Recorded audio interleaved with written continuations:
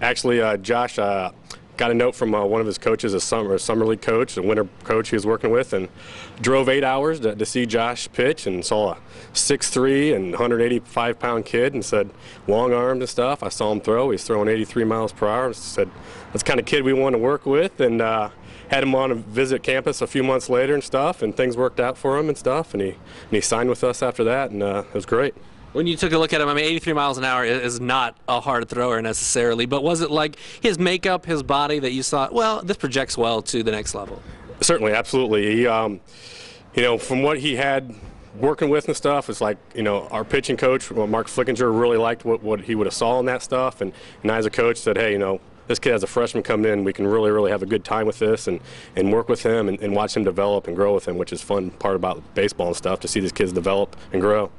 Now, when he came to campus, he was throwing, like you said, about 83, but it seemed like, boy, it took, once he started to fill out and get things ironed out in his delivery and everything, boy, it just went up. What was that process like? Right. Well, actually, the pro scouts actually saw him his freshman year in the fall, and he was throwing 87 miles per hour, so he'd already gained 4 miles per hour from one time I saw him to, you know, in the fall. And what they really liked was his curveball, because he had a legitimate major league curveball at that time and stuff. And then, you know, by the spring of his freshman year, he's throwing 90-91, which was a nice jump. And then after that, you know, it just kept getting better and better, keep working hard at stuff, and things developed, and, you know, things worked out well for it. When you saw him that first time, did you project him to be a guy that gets drafted or a guy that is now just one call away from the major leagues? No. Yeah, that's hard to say. There's so many kids that have that opportunity, and, you know, it's a part of luck.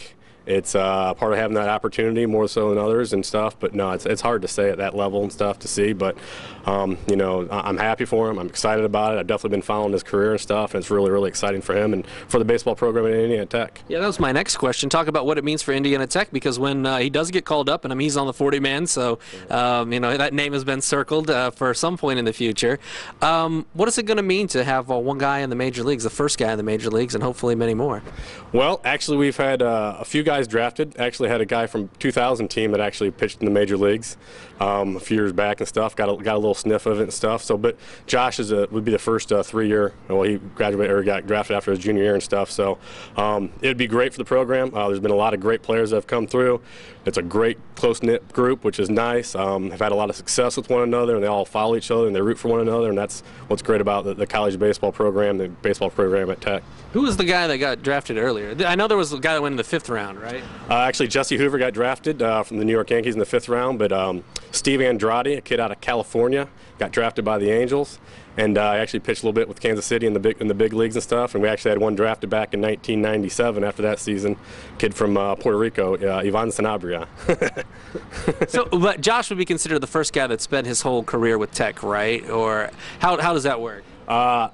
He came in as a freshman and got drafted as a junior. Jesse Hoover came in as a freshman and got drafted as a senior. So those two spent their whole college career at Indiana Tech. But the other two, Steve Andrade and Ivan Sanabria, were from different schools before they got to Indiana Tech. Okay. Yeah. But they did. But Andrade did make the majors. Yes, he did actually. Okay, yes, I did not know that. Yeah, for that Indiana Tech baseball trivia. As far as it goes, just talk about what you see as the potential for Josh. I know you said you followed his career, but I mean, you saw him on his way up. Where do you think? Do you think he's surprised at where he's at? I think the kid has always had a lot of confidence in himself, which is nice. He knows he has to continue to work hard and get better at stuff, but I think he's fitting in really well as a reliever. He's been doing some closing as well too, so I don't know where exactly they're looking at as a setup guy for him or as an actual closer, because I think he has the capabilities to actually be a closer in Major League Baseball.